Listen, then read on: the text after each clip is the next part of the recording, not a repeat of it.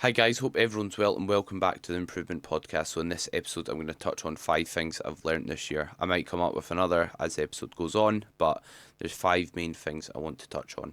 And first of all, something I want to say is it's okay if you change your mind on certain things. It's okay if your views change. If anything, it's a good thing. The reason being is, see, if you have the same views, the same thought process, and your mindset doesn't change, you don't change your views on certain topics, that's not a good thing. To some extent, that's a bad thing. Should your mindset and your views be changing on maybe a weekly basis? Probably not. That's probably not a good thing. But having some element of changing your thought process is definitely favorable. The reason being is it means you're learning, it means you're evolving, it means you're improving your knowledge, and it means you're remaining open minded and you're not fixed in your ways, which is definitely not good when it comes to progressing. And it means, in this case, I'm getting better as both a coach and an athlete. So, yeah, hope you enjoy the video. And if you do, of course, share it to your story, leave a like, rating, and review. All support is greatly appreciated. Let's keep the podcast growing and have a productive end to 2024 and a good start to 2025 in that regard. And I'll keep these coming out weekly to the best of my ability. So any guests you want to have on, topics you'd like to or like me to cover, or if you've got any questions, because I'm going to be doing a Q&A episode roughly every 10 episodes, then let me know. And in terms of what I want to touch on first, it's slow. It's the benefit of being slow and steady when dieting. So when you're in a dieting phase, you can obviously have different approaches. You can be pretty aggressive and diet at quite a fast rate, and that's not necessarily wrong. It depends what your starting point is and how fast you look at or look to lose at. Sorry, what I mean by that is someone who's carrying a lot of excess body fat or been in a gaining phase for a very long time, and they're just wanting to quickly kind of tidy their body composition up, get into a good position to grow again, then them dieting at quite a fast rate is not necessarily wrong. However, when it comes to like getting really lean, getting in stage condition, I think slow and steady wins the race for sure. Slow and steady allows you to retain more muscle tissue. It allows you to also maintain, or due to maintaining better performance, it also allows you to manage your fatigue better because you're not dieting as aggressively. Because especially when your body fat gets lower, your energy availability gets lower. What I mean by that is we can kind of liberate or use body fat as a source of energy. Whereas when our body fat's really low, we've not got a lot of energy availability through body fat. We're not storing a lot of glycogen, or in other words, carbohydrates. So if you are getting really, really lean and you're losing super aggressively towards the end of your diet, that's when you're going to see the performance drop off. So what I recommend when you are dieting is start off if your body fat's on the higher end, or if you've not, or if you're just at the very start of a dieting phase, you've not got any built up diet fatigue, you've not got that leaner start point, you've not got any detriment of being quite fast out of the gate, because you've not been in a dieting phase. Your body fat's not at a position that's gonna be hindered by losing at quite an aggressive rate. So you can be aggressive out the gate, and I do recommend doing so because it just means you're not having to diet for as long. Whereas if someone loses ridiculously slow when they don't have to, they're just drawing out the length of that dieting phase. However, when you get to the leaner end, when you think, right, performance is really starting to drop off, or I'm getting to a really low body fat percentage, take a slow and steady approach. It might mean dieting for a longer period, giving yourself more time, but it will be a more smooth and steady experience, and it will be worth it in the long term. That's something I found like throughout my contest prep. Like just due to how well we managed the rate of loss, we gave ourselves a ton of time. It meant I was dieting from February to I think it was September, something along those lines. So it was a really long diet. However, like the first initial part of prep, I can't quite recall when maybe the diet kicked in, you could say, but for the first good duration of prep, like it was great in terms of my ability to perform. Well, my ability to retain performance throughout the whole prep was pretty superb, and that's a testament due to how slow we took it and how steady we took it throughout. So yeah, make sure you're not kind of rushing your dieting phase accordingly. If I needed to give like a good figure, like when you're initially starting a diet, losing 1 to 2% of your body weight a week's not like a bad idea. And then as you get down to the leaner end, roundabout kind of below that 1% mark to 0.5% of body weight a week, even like slower at the end of it, we took it. Again, this is a contest prep, so this might not apply to yourself, but just bear that in mind in terms of if you are getting to the end of a dieting phase, like maybe take a slower approach and don't be too aggressive. You don't want to lose at the start the same pace as you're losing at the end, and that's why it's good giving yourself plenty of time, because it doesn't mean you're going to run out of time and then need to jam or fire your foot on the accelerator and go aggressively hard when you don't ideally want to. So make sure you are taking your time at the end of your dieting phases to make sure you uphold your performance. A good way to make sure you are dieting at appropriate rate is, how is your performance? If you're holding on to performance, then you're probably dieting at like appropriate rate. So that's our main indicator. So if you are, let's say, losing very, very aggressively, you feel great, and your performance is holding up perfectly, you're still progressing, then that data tells you that you're dieting at appropriate rate. And also, like, is it sustainable? Meaning, are you absolutely starving? Are you struggling to adhere to your diet? If that's the case, maybe you're dieting too fast. If adherence again isn't an issue, then you're probably dieting at a good rate. So what I like to say is performance is our best indicator of our muscle mass. So if we are upholding our performance while dieting, then that's quite a foolproof way we're holding on to our muscle. The only caveat to that is when we are dieting and when we are losing body fat, we'll be losing stability. So you might see some slight drop off on things like dumbbell presses, some like bigger squat patterns, that sort of thing. Movements where we're in a less stable environment, we're not going to have as great ability to hold on to our performance. But if things like your leg extensions, your like machine work, your back movements, where your chest supported, like if they're all holding or progressing, and that's like a foolproof sign that you're holding onto your muscle mass accordingly. So yeah, take your time when dieting, give yourself more time than you think, because most of the time when you're in a dieting phase, you've got more body fat to take off than you actually think you do. Whereas rarely I see it the opposite, because most people, especially if you've not dieted before, got lean before, you're like, let's say peak bulk, you're at 90 kilos. You think, right, if I get to 85, I'll be shredded. Whereas realistically, like, my stage weight was 150, or my lowest weight of prep, I think, was 154 pounds, which is extremely light. That's not a lot of body weight at all. And I was actually lighter in 2024 when I competed than I was when I competed in 2022. That's after 2 years spent dedicated pretty much day in, day out. I'd say there wasn't a day where I wasn't hitting my 5 meals, or wasn't trying to get good sleep, or wasn't nailing my hydration. So like everything pretty much nailed. Obviously I had times where I was on holiday, but even then, like, I was still getting my 5 protein servings and I was still nailing those basics. The big fundamentals that are going to yield the most reward, which I touched on in the major and the minors video. So be sure to check that out. And yeah, so make sure you take your time, first of all, when dieting. My second point I want to go over is when to take 50-50 reps. So this is something I've changed my mind on.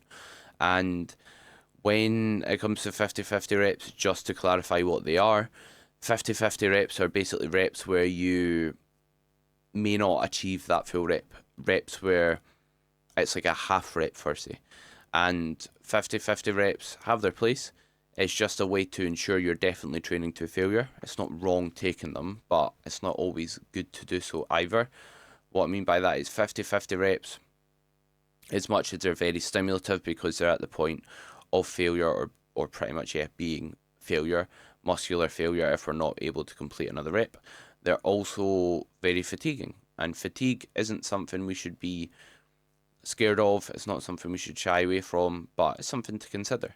And whoever's watching or listening to this, take this with a pinch of salt, because you might not need to hear this advice. So something I'm very cautious of is, how are people going to interpret the advice I give? Because someone who's just into training, they probably don't need to hear this advice. They probably want to, because they probably can't train to failure as it is, and if they don't practice it, they're not going to get better at it. So they probably need to hear the opposite advice: just train harder, forget about fatigue. Instead of thinking about stressing about managing fatigue, just manage your recovery, and then don't worry about accumulating fatigue in the gym. I think it's a great advice for a beginner, because again, fatigue's not something we should shy away from. Like, it's normal to feel fatigued. Do you think anyone in any high level sport are feeling fresh all the time? No, but that doesn't equate to not being able to perform.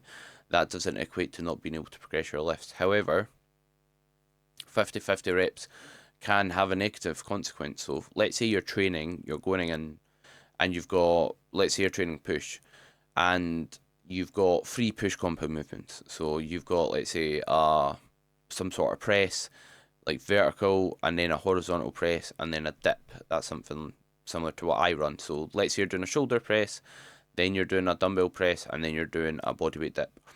So see if you go on that shoulder press and you take a 50-50 rep, so you really kind of scrap for a rep, you don't get it.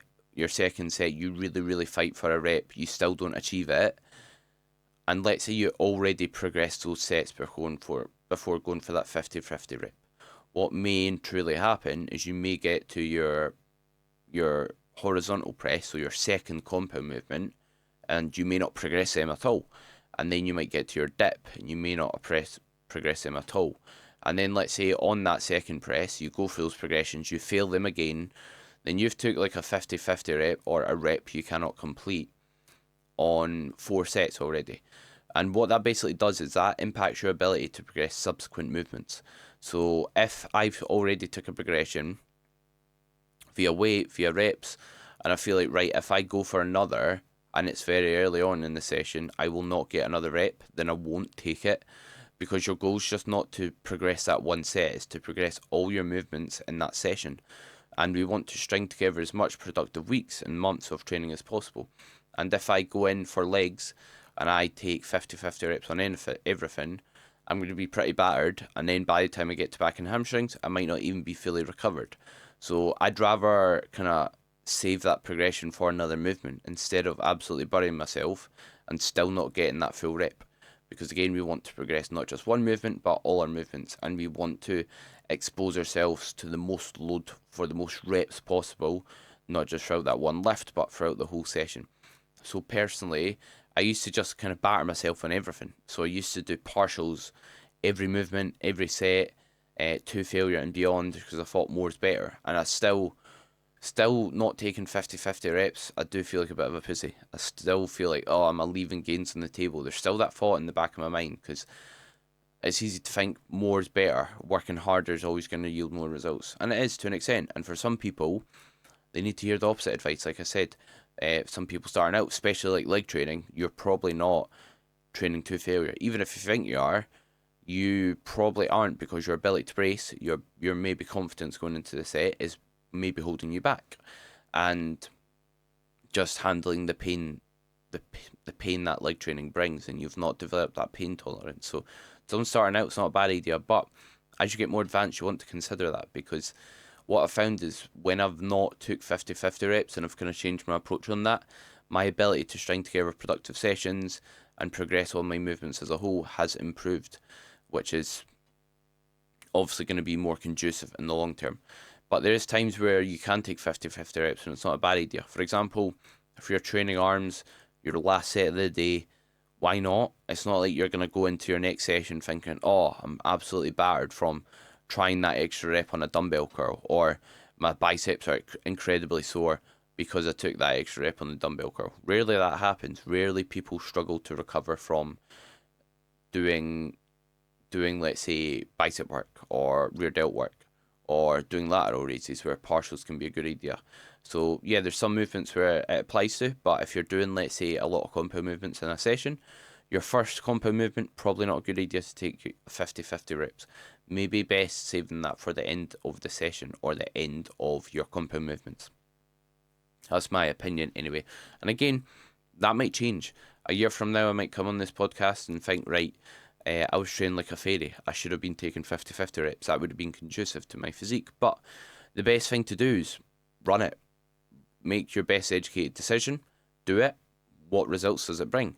If you are progressing very well, then who's someone else to tell you if something's right or wrong. Does it mean that you can't be better or do better? Definitely not. You can always do better and you can always improve. But it's good to remain open minded, and it's good to consider these certain things when it comes to your progression inside the gym and also outside the gym, of course. So, next up, my third point is the value of full body training. So, personal training in person, I think, has been massively beneficial for my ability to deliver good service as an online coach, and also an in person PT, of course, just from having experience doing so. And you get to learn people a lot more, and you get to assess what cues work for people, you get to assess what splits work well, their rate of progression there and then. And I think something very valuable is full body training for beginners. And I wish this is something I'd done when I started out in the gym a bit more. Because if, let's say, you've got an identical twin, let's say they're running a bro split, so they're training chest once a week, arms once a week, back once a week, legs once a week, whereas you're running full body every second day. In the space of a year, person A, they've trained their chest 52 times. Person B, who trains full body, let's say 3 times a week, sometimes 4, they've trained their chest 156 times. They've stimulated muscle growth, recovered, stimulated muscle growth, recovered, stimulated muscle growth, and recovered 3 more times than person A. And yes, person B may have done less sets per session, but when you're starting out, you don't need 20 sets for your chest. You don't need to look at what someone on the Olympia stage is doing, or someone very high up who's built 99% of their muscle mass is doing, to gain that extra 1% of muscle that they can build. You don't need to look at them for advice, because they're at a different part of their journey than you. Your requirements are different. When you get in the gym, you can look at a weight and somewhat grow, so you don't need to do an absolute ton of sets. I think you're more better off hitting muscle groups more frequently and getting in the gym more frequently and training that body part more often than resting a full week before training your chest again. Because let's say you need 4 sets of pressing movements to progress your chest, shoulders, and triceps when you're starting out. If you're doing 10, then what are those extra 6 bringing in terms of muscle growth, when you could just get out of the gym or hit other body parts, get out of the gym, eat some food, recover, and then get back in 2 sleeps time and hit that body part again, and build more muscle as a result of that, in my opinion. And I've seen this in person. I've seen this from anecdotal experience. People progressing at such a fast rate and their lifts flying up, because you've got 3 opportunities to progress your chest movement throughout the whole week. So I think full body training's an absolute great split for a beginner. And also, you need more muscle everywhere. You don't need to think about perfectly isolating your side delt or perfectly training a different part of your back. You just need to pack on as much muscle as possible, and having a lot of big compound movements where you can hit them very frequently, like in a full body split, is going to be favourable for that reason. And if you are going to take up a full body split or upper lower split, then I think the majority of your movements being compounds are a good idea from a time efficiency point of view and from a bang for your buck point of view. Because if someone's trying to accumulate their work or their volume doing, let's say, a chest fly, and then like a machine, or let's say a cable fly, the machine pec deck, and then they're doing tons of isolation work for their shoulders, for their arms, then they could just do another press variation, get the same amount out of it, potentially more, maybe tiny bit less, but again, the time you'll save will be absolutely massive. Same applies for a deadlift. Instead of doing like a leg curl, a hip thrust, doing a shrug, doing a row variation where you're bent over, just do a deadlift and you're hitting all those muscle groups, and then you're saving a lot of time, which means your training's going to be more sustainable while also getting more out of it. So yeah, I think full body training's massively beneficial. And just basically try and structure it. I'm not going to dive into how to structure full body training, but basically structure it in a way where you're hitting everything and you are doing an appropriate amount of work. Start with what muscle groups you want to bring up more, because the closer to the start of the session, the more physical and mental energy you'll have, which means the better quality of work you'll have. If you don't have a preference in terms of what you want to bring up, then what you could do is one upper or one full body day, start with, let's say, pressing, one upper body day start with pulling, or one upper body day start with legs, or just do what you enjoy. Or lastly, if you find if you do your pressing first, it doesn't interfere with your leg work or your pull work, then you could start with your pressing. But if you find if you start with legs, your push and pull work go very poor, maybe don't start with that. And again, learn through experience. A lot of people want answers online of what's best, but what works for you? Try things, trial it, see if it works, see if it doesn't, take that data and move forward accordingly. So next up, I want to touch on range of motion for back training. So this is something that I think's improved a lot, is my ability to kind of execute and target my back. Before, in the past, I used to, whenever I trained my back, like I never used to get a good stretch. I used to like stop when my arm was relatively straight, but I never moved at the shoulder joint. And what you don't realise is a lot of the muscles in the upper back attach onto the shoulder joint. So what I mean by shoulder joint is like your lat will attach onto your humerus or your upper arm, the muscles of your upper back, or most of them, your rhomboids, traps, will attach onto your scapula, or in other words, your shoulder blade. What happens then if you move your shoulder further forward when you're training your back? You will lengthen the muscles in your back further, meaning a greater range of motion, a greater stretch for the target muscle. And there's not that it means you should instantly change your approach, but there's a lot of literature coming out of the benefits that you kind of use in the stretch position, and you can build maybe equal amounts of muscle just training in that lengthened position as you can training through a full range, or in other words, using lengthened partials. In terms of how this kind of educates my thought process when it comes to exercise selection, when it comes to the gym, it doesn't mean we should switch to just doing lengthened partials or stretch position only work, but what it does change my view on, or kind of back up my belief on, is the importance of training in that mid and lengthened position, and favouring and picking exercises where you do load that mid and stretch position, and the movements where you can't, maybe finishing them with partials. So that's my take on the literature and my current thoughts on how that would apply to your current training at the moment. That doesn't mean doing shortened work or movements where you're getting a good squeeze are useless, for sure. There's definitely value in it, but that's how it kind of influences my thought process when it comes to the training side of things. So yeah, when you're training your back, try and get more of a stretch. Allow yourself to stretch your shoulder forward, to stretch your shoulder up. What you just want to make sure is, see, once you allow your shoulder to stretch forward and up, initiate with the elbow and make sure you're initiating with whatever muscle you want to use. So making sure you're not getting like a full stretch or allowing a great amount of movement in the shoulder can be valuable. Like if someone struggles to keep a muscle on their lat, which is a part of their back, them not using a great stretch and a really large range of motion might be favourable, because it will allow them to keep that load on that target muscle.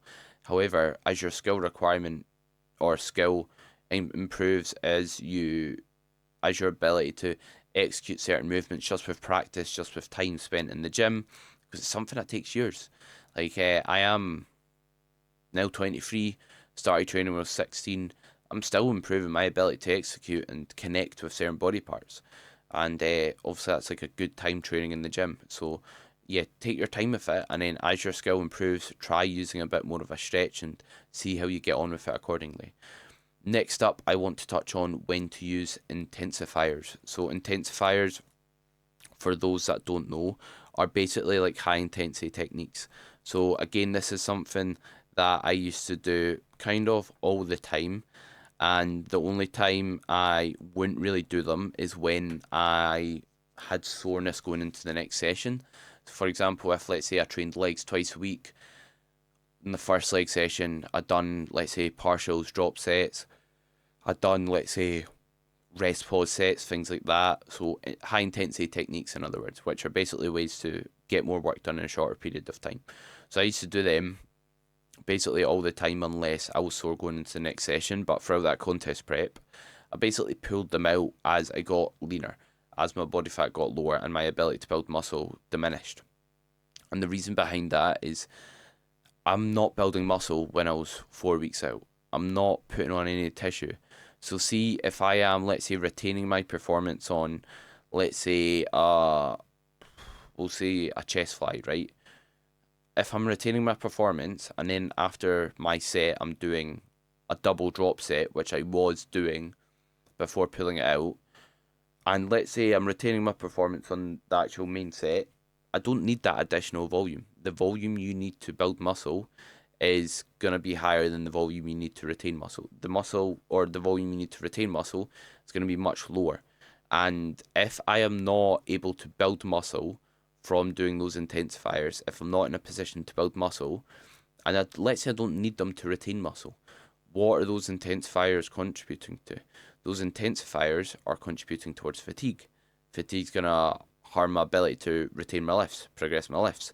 So it's basically just junk volume. It's work that I don't need that's just going to be detrimental. So instead of using those intensifiers, if I just pull them out, I'm going to have a greater ability to retain my actual lifts.